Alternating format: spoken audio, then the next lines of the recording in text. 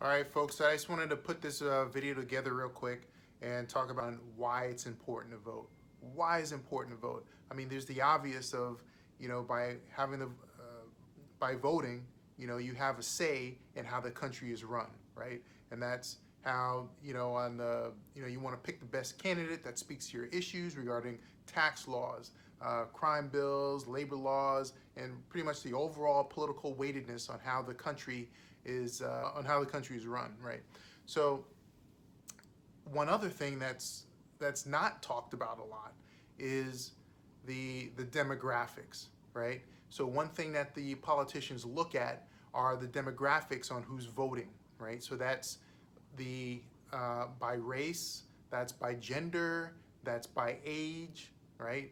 Uh, these politicians, they look at who's voting, and that's how they, that's one of the reasons why they go out to certain locations, to certain battleground states and things of that nature, is because they want to target the people who vote, right?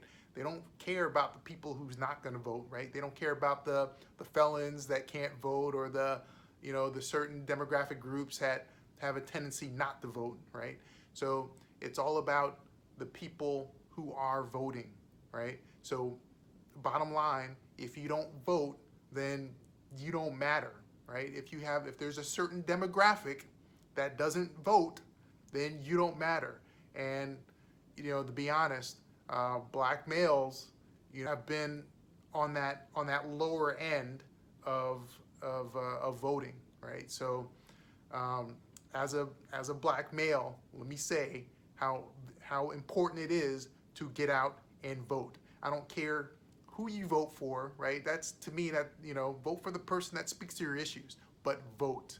And the reason for that is because you want to change that demographic. You want that demographic to get up, because again, once that politician, whoever, and hopefully it's the one that you pick, but even if it's not, they look at who's voting. They look at the constituents that vote, at those demographics, and those are the people that get the attention. The old adage, the squeaky wheel gets the grease.